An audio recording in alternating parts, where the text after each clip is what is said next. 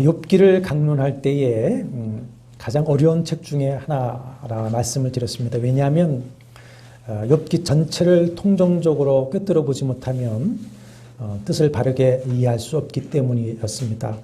이 전도서 역시 마찬가지였습니다. 그러나 원저자이신 성령 하나님께서 오늘도 우리를 진리로 인도하셔서 전도서를 통해 주시고자 하는 주님의 말씀을 우리가 바로 깨닫고 영혼이 잘 됐고 범사가 형통하고 강건해지는 은혜가 있기를 주의 이름으로 축원합니다.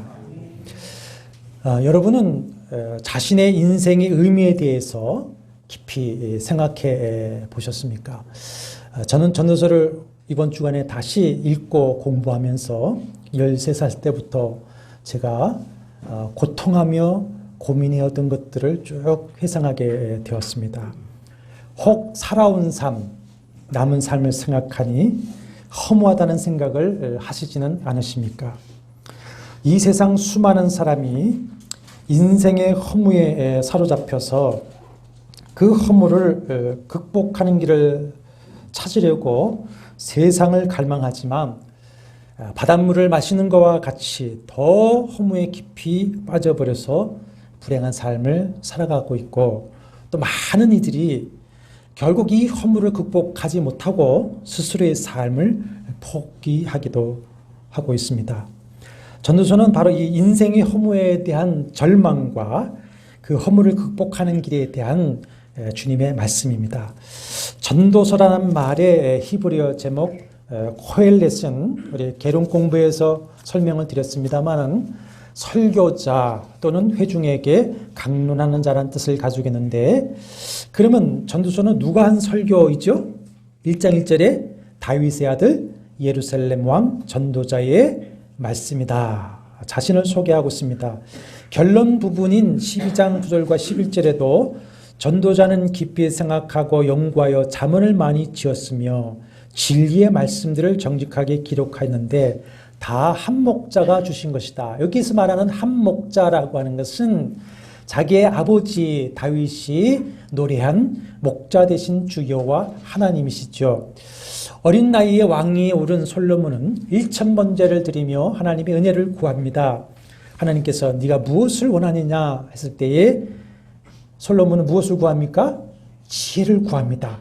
성경에 보면 그것이 마음에 드신 하나님은 지혜와 총명과 함께 부귀와 영화를 주십니다. 그래서 잠언 3000가지를 말하고 1005편의 노래를 지었습니다. 그래서 잠언, 전도서, 아가서가 남게 된 것이죠.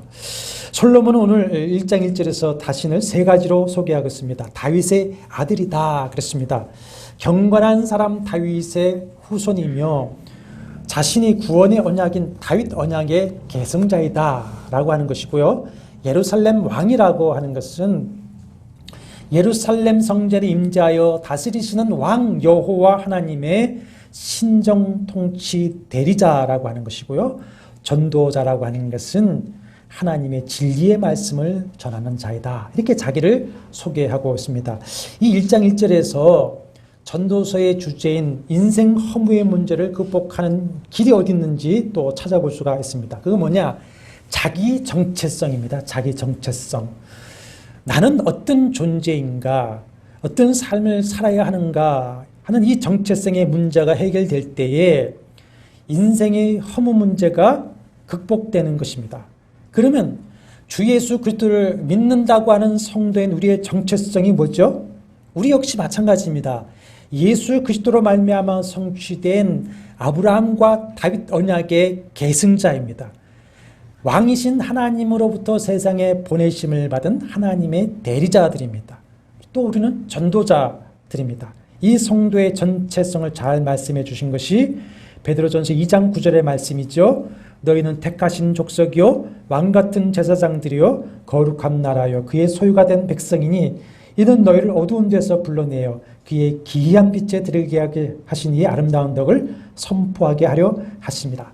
이 정체성을 붙들고 그렇게 살아갈 때에 인생 허무의 문제를 극복하고 우리는 성도의 복된 삶을 살아낼 수가 있는 것이죠. 전도서는 누구의 설교라고 했습니까? 솔로몬의 설교라고 했습니다. 그가 젊은 날을 보내고 노년에 이르러서 죽음을 앞에 두고 자기의 젊은 날을 돌아보며 아주 통렬하게 후회하고 회개하면서 한 일종의 설교입니다. 설교. 그런데 그 전도자가 하는 말이 2절과 3절 다시 한번 보십시오. 헛되고 헛되며 헛되고 헛되니 모든 것이 헛되도다. 해 아래서 수고하는 모든 수고가 사람에게 무엇이 유익한가. 헛되다라고 하는 말은 헤벨입니다. 헤벨. 헤벨인 그 뜻과 어원이 어디서 나오냐면 창세기 4장에 나오는데 형 가인에게 죽임을 당한 아담의 둘째 아들 이름이 뭐죠? 아벨입니다. 그것이 헤벨입니다. 헤벨. 헤벨, 아벨은 공허함, 무의미함, 허무입니다. 헛되다라고 하는 것은 곧 허무하다라고 하는 말입니다. 그런데 2절 한 문장에 헛되다, 허무하다는 말을 몇 번이나 합니까? 5번을 합니다. 이거 문법적으로 무슨 뭐 최상급을 더했다라고 문법적인 것 이전에 얼마나 그 마음에서 허무하구나, 헛되구나, 이거를 토설하는 것입니다. 이렇게 전도서를 시작하며 절규하듯이 헛되다라고 말하고서는 전도서의 결론 부분에 가서도 12장 8절에 보면 또 전도자가 이르되 헛되고 헛되도다. 모든 것이 헛되도다. 전도서를 공부하면서 한번 헤아려 봤습니다. 헤아려란 말이 29번 나오고요. 모든 것이 또 29번 나오고요. 헛되다가 28번이 나옵니다. 이것은 헤아려 인생의 허무가 절대 피할 수 없는 절대적인 것이고 이 절대 허무는 헤아려 인간 스스로는 결코 극복할 수 없는 것이다 라고 하는 것입니다. 헤아려야 모든 것이 헛되다. 전도사 솔로몬이 이렇게 헤아려 인생의 헛됨, 즉 인생의 절대 허무를 아주 절규하듯이 지금 말하는 것이죠. 헛되고 헛되고 헛되다. 헛되니 헛되다. 모든 것이 다 헛되다. 그럼 솔로몬은 어떤 사람이 어떤 삶을 살았기에 이렇게 허무를 말하는 것일까요? 이스라엘 최고 전성기를 이룬 왕입니다. 아버지 다윗으로부터 약 금 10만 달란트, 은 100만 달란트 비롯해서 무게를 달 수 없을 만큼 녹과 철과 나무를 유산을 받아서 성전을 지었습니다. 13년에 걸쳐서 자기의 왕궁을 짓고서는 거기서 천명의 처첩을 거느리며 누구와 비교할 수 없는 부귀영화를 누렸습니다. 열왕기상 10장에 보면은 그것이 해마다 드리는 것인지 모르겠습니다만은 세입금이 근 660달란트요. 많은 무역을 통해서 재산을 모았고 재산과 지혜가 세상의 그 어느 왕보다 크다라고 했습니다.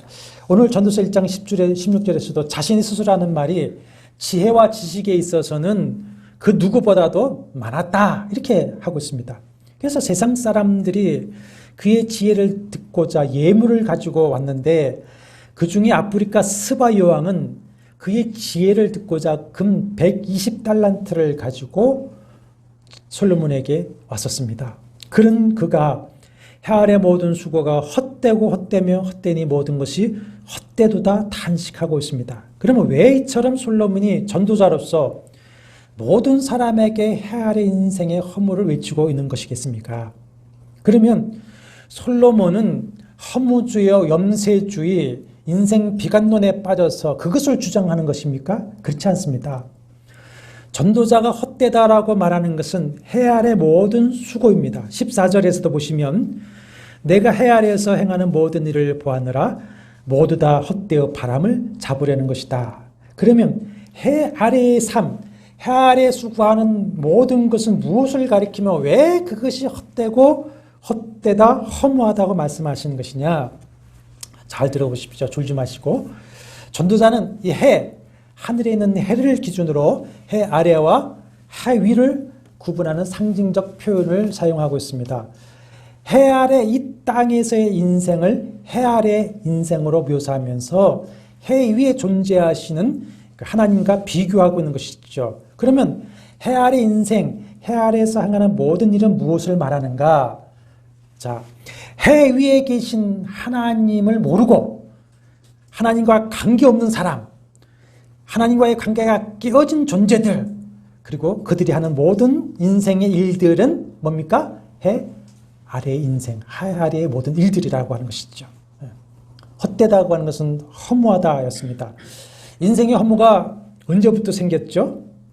시편 78편 33절에 보면 하나님이 그들의 날들을 헛되이 보내게 하시며 그들의 횟수를 두려움으로 보내게 하셨도다. 하나님 인생들을 허무하게 하셨다. 이렇게 말씀을 하고 있습니다. 왜 그렇게 되었습니까? 처음 여호와 하나님께서 당신의 형상대로 사람을 창조하셨을 때에는 사람을 하나님보다 조금 못하게 지으셨으나 영화와 종기로 관을 씌우시고 만물을 발 아래도 다스리게 하셨다고 하셨습니다. 그들을 에덴에 이끌어서 무한한 복락을 누리며 살게 하셨습니다. 창세기 3장 8절의 말씀을 비추어 보면 하나님은 늘 에덴을 찾아오셔서 그들과 교제하셨다고 하는 것을 짐작할 수가 있습니다. 거기서 사람은 하나님과 언약을 맺습니다. 하나님과 친밀한 관계를 맺으며 충만한 삶을 살게 되었습니다. 그런데 아담과 하와가 하나님과의 그 언약을 깨뜨리면서 범죄하고 말죠. 그래서 그들은 하나님에게서 쫓겨나고 하나님과의 관계가 깨어지고 말았습니다. 사탄의 유혹을 듣고 선하여 알는 나무의 실과를 먹으면 자신들이 하나님과 같이 되어서 하나님 없이도 스스로의 삶을 복된 삶으로 살아갈 것이라고 생각했지만 그 결과는 뭡니까? 저주와 허무였습니다. 저주와 허무. 땅의 저주를 받았습니다. 청지기로서 행복이었던 그 노동이 이제는 먹고 살기 위한 슬픔의 수고가 되어버리고 말았습니다. 죽어 흙으로 돌아가야만 했습니다. 에덴에서 쫓겨나는 그들에게 닥친 처음 슬픔이 무엇이죠? 둘째 아들 아벨이 형 가인에게 허무하게 죽어버리는 것이었습니다. 허무란 아벨의 이름이 원래부터 그런 의미의 이름이고 예언적인 이름이었는지 아니면 그 아벨이 허무하게 죽었기 때문에 그 헤벨이라고 하는 것이 허무라고 사용되었는지는 언어학적으로 거기까지는 제가 모르겠습니다만은 하나님께 범죄하고 하나님을 떠나 하나님과의 관계가 깨어진 사람들에게 닥친 것은 뭡니까? 허무였습니다. 허무.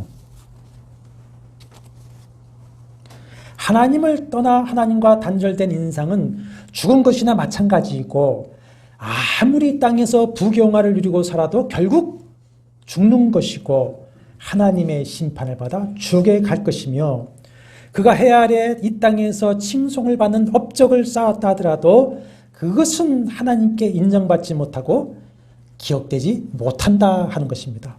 시편 73편에 보면 아삽의 시에서 그 의인이 악인들에게 고통을 당하면서 하나님께 호소를 하는데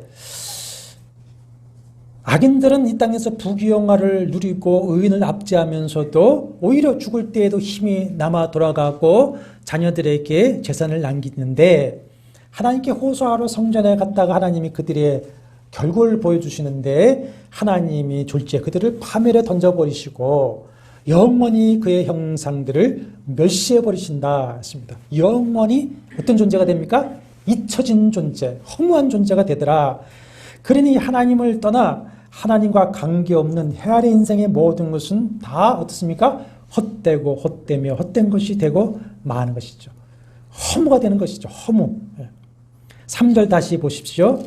해 아래서 수고하는 모든 수고가 사람에게 무엇이 어떤가? 유익한가? 유익하지 않다는 것인데 유익이라고 하는 말의 뜻은 킹제임스 버전의 프라핏이라고 하는 단어로 번역을 했습니다.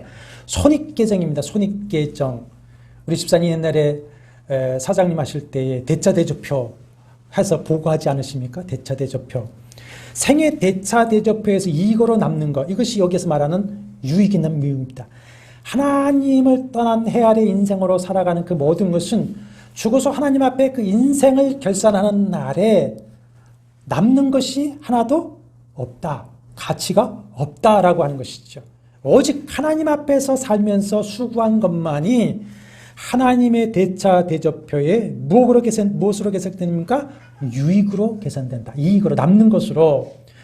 예수께서 마태복음 16장 26절에 사람이 만일 온 천하를 얻고도 제 목숨을 잃으면 무엇이 유익하리요 한 말씀이 그 말씀인 것이죠. 전도자 솔로몬은 은사로 주신 지혜와 스스로의 삶의 체험과 탐구로 해 아래 인생의 모든 수고가 헛된 것임을 전도에 있어서 사중강하로 서면 4번을 바퀴를 돌아가면서 설파를 하고 있는데 그 목적이 뭐냐? 자, 누구든지 이 인생의 허물을 극복하려면 먼저 무엇이 전제되어야 되냐면 스스로 철저하게 허무하다는 것을 깨달아 버려야 됩니다.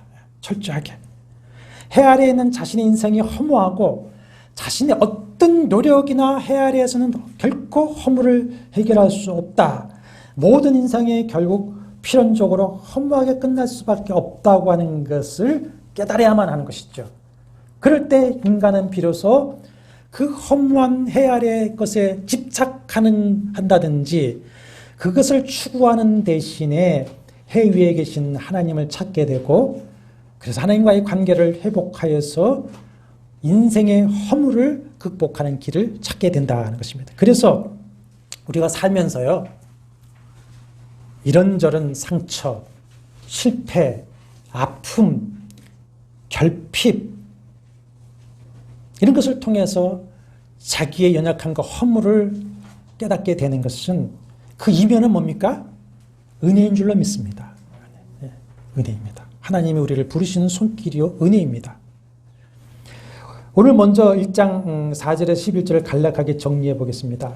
해 아래에서 수고하는 모든 수고가 사람에게 무엇이 유익한가, 모든 것이 헛되고 헛된 이유가 무엇인가에 대해서 4가지 인생의 유한함을 비유로 말하고 있는데 먼저 4절에 보시면 한 세대는 가고 한 세대는 오되 땅은 영원히 있도다.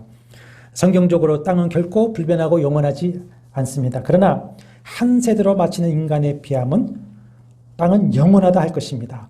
시편 90편 10절에서 우리의 연수가 70이요 강건하면 80이라도 그 연수의 자랑은 수고와 슬픔뿐이요 신속히 가니 우리가 날아가나이다. 야고보서 4장 14절에 너희 생명이 무엇이냐 잠깐 보이다가 없어지는 뭐라? 안개니라. 5절과 6절에서는 인생의 무상함을 해와 바람이라고 하는 자연현상에 비유하겠습니다. 해는 뜨고 해는 지되 그 떴던 곳으로 돌아가는 것, 그리고 바람이 이리저리 돌다가 그 불던 곳으로 돌아가는 것 같이 해 아래 인생이 그렇다는 것이죠.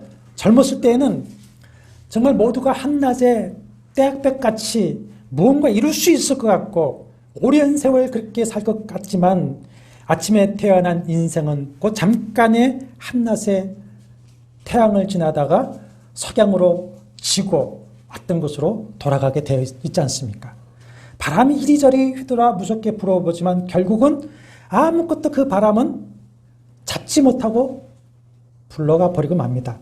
이같이 인생은 더덥고 단조롭다라고 하는 것이죠. 7절과 8절은 인생의 욕망, 욕심이 만족이 없음을 말씀하고 있습니다.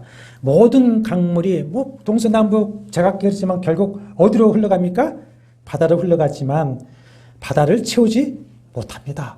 그와 같이 8절 하반절에 보십시오. 눈은 보아도 족함이 없고 귀는 들어도 가득 차지 아니합니다. 전도서 2장 1절과 11절에 보면은 솔로몬은 자기의 소유와 누렸던 부귀영화에 대해서 쭉 열거를 하면서 그것은 아마 자기 인생의 허무함을 극복하기 위한 것들이었을 거예요. 근데 10절에 보면 무엇이든지 그래서 인생의 허물을 극복하기 위해서 무엇이든지 내 눈이 원하는 것을 내가 금하지 아니하며 무엇이든지 내 마음이 즐거워하는 것을 내가 막지 아니하여 내 수고로 내 마음이 기뻐하는 것을 얻었지만 11절에 뭐라고 합니까? 그 외에 내가 생각해 본즉 모든 일과 모든 것이 다 헛되어 바람을 잡는 것이며 해 아래서 무익한 것이로다. 이렇게 탄식을 합니다. 잠언서 27장 20절에서 솔로몬은 그렇게 했었죠. 스올과 아바도는 만족함이 없고 사람의 눈도 만족함이 없느니라. 인간의 욕심은 도무지 채울 수 없고 만족할 수가 없습니다. 그런데 그 욕심과 욕망을 채우려고 하다 보니 8절 보십시오. 모든 만물이 피곤하다는 것을 사람이 말로 다 말할 수 없게 되는 것이죠. 그래서 공동 번역은 세상 만사 속절없이 없어 무엇이라 말할 길이 없다. 그 욕망을 채우려다 보니까는 피곤한 삶을 산다고 하는 것입니다. 이렇게 채워지지 않은 공허함을 채우겠냐고 이제 새로운 것들, 새 사람들을 찾습니다. 늘 새 사람을 찾아 헤매고 새 옷을 사고 새 물건을 사들이고 뭔가 새로운 것이 나왔다면 그저 달려들어 사고 만족할 만한 새로운 것을 찾아 달려갑니다. 그러나 9절 말씀대로 이미 있었던 것이 후에 다시 있겠고 이미 한 일을 후에 다시 할지라 해 아래는 새 것이 없습니다. 여러분, 새로운 것을 생각해 찾아 얻어보았자 그것이 금방 새 것이 아닌 것을 우리가 깨닫게 되고 그래서 더욱 허무함에 빠질 수밖에 없습니다. 해 아래 새 사람이 있습니까? 해 아래 새 일이 있었습니까?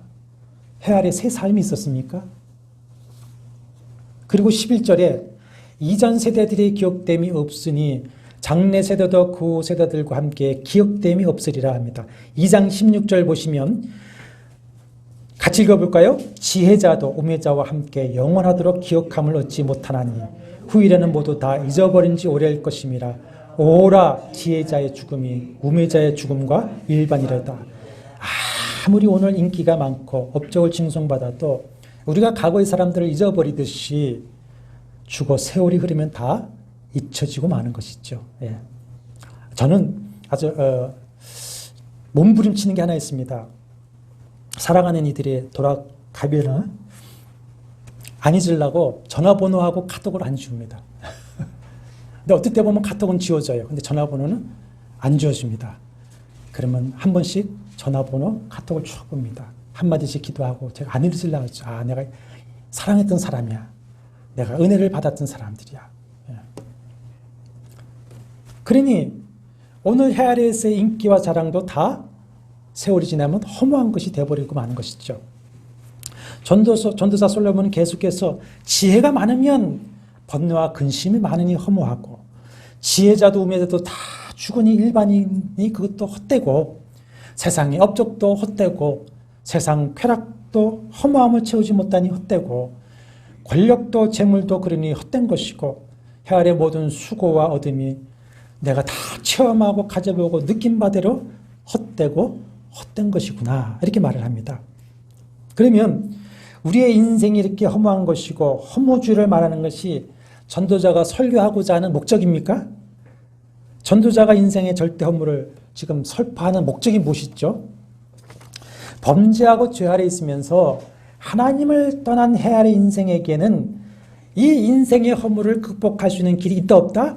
없다. 그것을 깨닫게 함으로써 끝내 허무해버리고 말 것에 대해서 이 해 아래 것들을 집착하거나 추구하는 대신에 이제는 해 위에 계신 절대자 영원하신 창조주 하나님께 죄를 회개하고 돌아와서 하나님과의 관계를 회복하고 그거를 경외함으로 이 인생의 절대 허물을 극복해 나가라. 그것을 얘기하고 있는 겁니다. 이것이 결론의 말씀입니다. 그러므로 이제 우리가 전도서의 결론 부분으로 가서 다시 전도자의 주시는 말씀을 듣도록 하는데 12장을 한번 가십시오. 12장 1절을 펴시는데 12장이 결론장이지만 원래 원문은 장절이 없죠.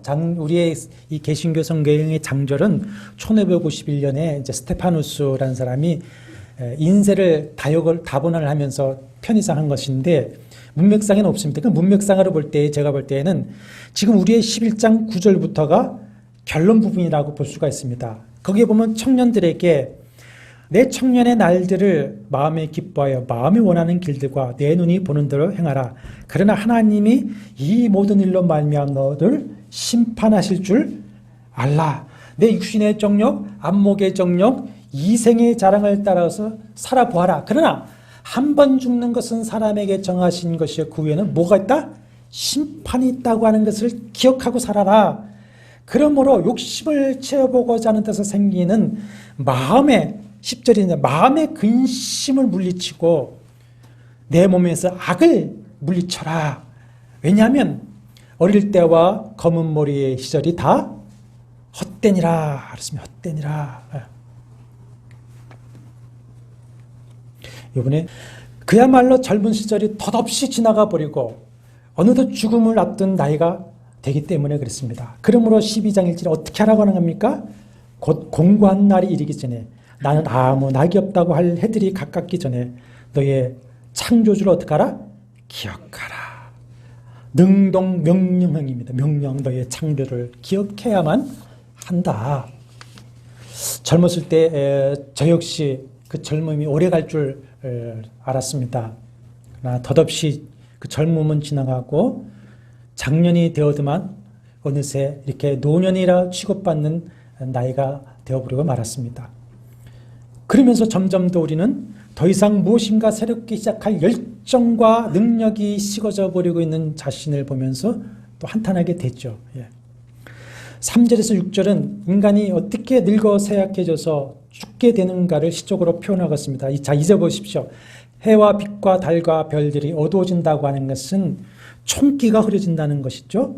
비 뒤에 구름이 일어난다라고 하는 것은 사막 위에서 추운 겨울이 깊어지는 것을 말합니다. 인생의 겨울이 오는 것이죠.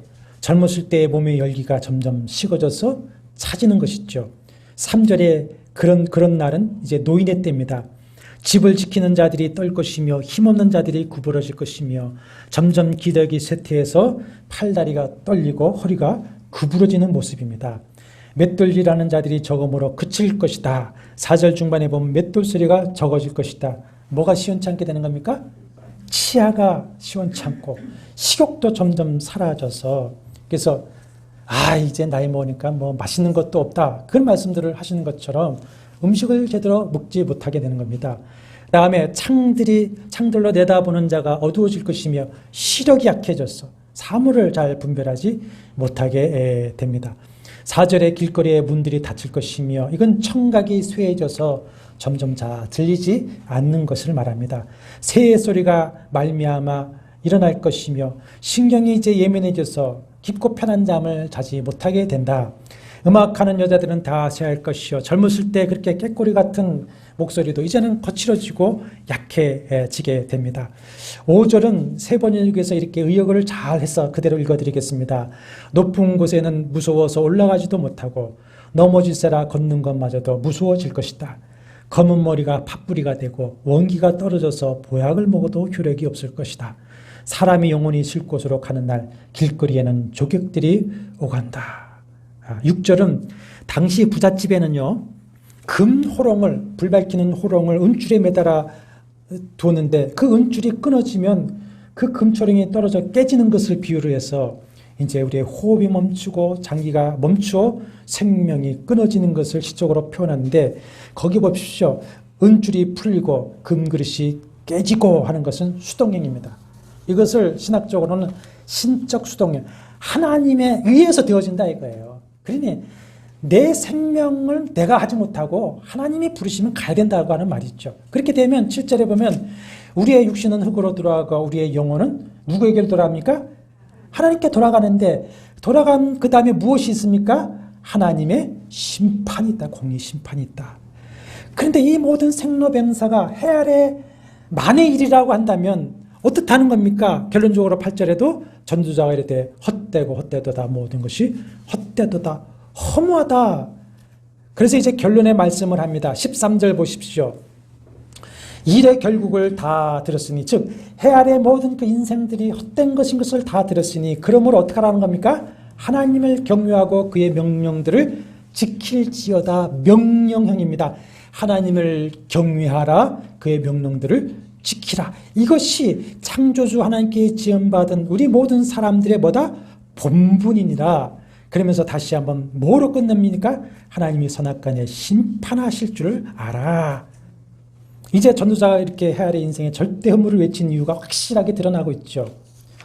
해 아래에서의 인간의 모든 죄를 이제는 회개하고 너희가 하나님께 돌아와서 그와 관계를 회복하여 하나님을 경외하고 그의 말씀을 준행하는 것만이 인생의 허물을 극복하는 길이다. 그것을 말하고 싶어 하는 거예요. 그렇다면 이 말씀 앞에서 우리가 하나님께 돌아와서 하나님을 경외한다고 하는 성도인 우리임에도 불구하고 만약에 우리의 마음에 허무함이 있다면, 허무한 마음에 지금 쌓여 있다면 그 이유가 무엇인지 찾아볼 수가 있는 것이죠. 하나님을 경외하느라 하면서도 무엇을 지키지 않거나 못하기 때문입니까? 그의 명령들을 지키지 못하고 있기 때문이다. 그래서 다윗은 119편에서 주의 말씀은 내 발의 등이요 내 길에 빛이며 내 입에 꿀이요 생명이니 내가 주의 말씀, 주의 계명, 주의 명령을 사랑하고 지키나이다. 이렇게 노래를 했습니다. 우리가 진정으로 하나님을 경외하고 그 말씀에 충성해야 되는 이유가 여기에 있는 것이죠. 성도에게도 어느 날 갑자기 상처와 실패와 아픔들 때문에 허무가 어느 물밀듯이 밀고 들어올 때가 있습니다. 그러나 해위에 계신 하나님을 경외하고 말씀을 충성하는 성도는 그 인생의 허물을 극복하게 되고 그 모든 삶은 주님이 인정하시고 영원히 기억되며 상급을 받게 될 것입니다. 그러나 해 아래에 있는 사람과 그 모든 삶은 결국 영원히 어떻습니까? 헛되고 허무한 것이 되어버린다. 그러므로 지금 여전히 해 아래에 있는 사람이라면 진실로 세상의 모든 죄를 회개하고 하나님께 돌아와서 해 위의 하나님과의 관계를 회복하고 하나님을 경외하시기를 바랍니다. 그리고 하나님을 경외하는 성도라고 한다면 진실로 하나님을 즐거워하면서 그 말씀에 충성하시기를 바랍니다. 말씀을 사랑하고 계명을 가감없이 준행하시기를 바랍니다. 진실하고 정직하고 충성해야 됩니다. 핑계댈 일이 없습니다. 거짓말해서는 안 됩니다. 진실하고 정직하고 충성스러워야 됩니다. 그러면 분명히 체험을 하게 될 겁니다. 먼저 우리의 마음에 성령이 충만하셔서 우리의 이 허무한 마음에 주님의 기쁨으로 채워주실 것이고, 우리의 나이가 연로해서 힘이 없다가도 독수리 날개에 올라간 같이 영과 육에 새 힘을 얻는 것을 체험하게 될 것이고, 모든 것이 합력하여 선을 이루게 하셔서 참으로 복 있는 성도의 삶을 살아가게 하시는 것을 체험하게 될 것입니다. 3장에서는 모든 것이 때가 있다고 하면서 그러나 하나님이 하시는 것을 너희가 알지 못한다. 그러나 하나님의 모든 것을 주권하고 섭리하신다. 그러므로 너희가 알지 못할지라도 내가 지금 왜 실패하고 상처를 받고 이런 일들을 당하는지 알지 못할지라도 하나님의 선하신 주권을 인정하고 믿으며 그를 즐거워하고 경외하는 삶을 살아라. 그렇게 되면 성도의 복된 삶을 살아가게 될 줄로 믿습니다. 오늘 주님 믿노라 하면서도 때로는 마음에 허무가 닥칠 때에 한숨 쉬는 우리의 연약한 모습을 주님 앞에 고백합니다. 혹시 주님 앞에 숨겨진 죄, 회개하지 못한 죄가 있는지요? 우리가 말씀 앞에 정직하지 못한 것은 없는지요? 핑계대며 순종하지 못한 것은 없는지요?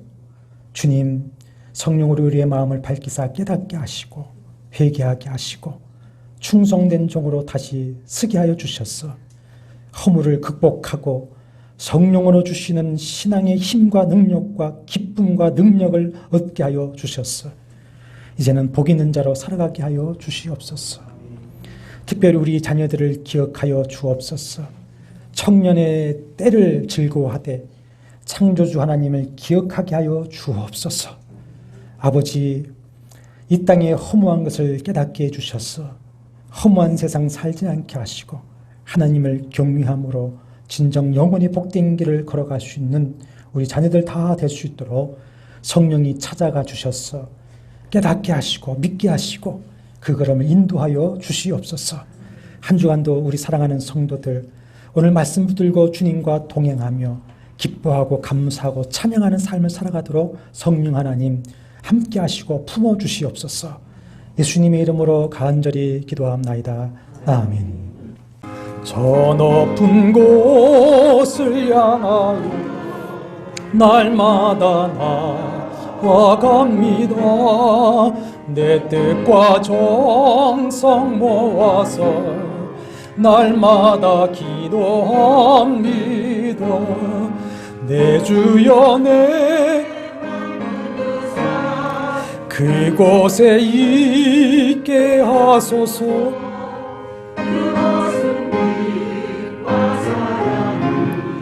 언제나 넘치옵니다. 괴로움과 죄가 있는 곳 나 비록 여기서라도 빛나고 높은 저곳을 날마다 바라봅니다. 내 주여 내 맘 붙드사 그곳에 있게 하소서. 그곳은 빛과 사랑이 언제나 넘치옵니다. 의심의 한계 거치고 근심의 구름 없는 곳 기쁘고 참된 평화가 거기만 있사옵니다. 내 주여 내 맘 붙드사 그곳에 있게 하소서. 그곳은 빛과 사랑이 언제나 넘치옵니다. 험하고 높은 이 길을 싸우며 나아갑니다. 다시금 기도하오니 내 주여 인도하소서. 내 주여 내 맘 붙드사 그곳에 있게 하소서. 그곳은 빛과 사랑이 언제나 넘치옵니다. 내 주를 따라 올라가 저 높은 곳에 우뚝 서 영원한 복락 누리며 즐거운 노래 부르리. 내 주여 내 맘 붙드사 그곳에 있게 하소서. 그곳은 빛과 사랑이 언제나 넘치옵니다. 주 예수 그리스도의 은혜와 하나님의 사랑과 성령의 교통하심이 너희 무리와 함께 있을지어다. 아멘.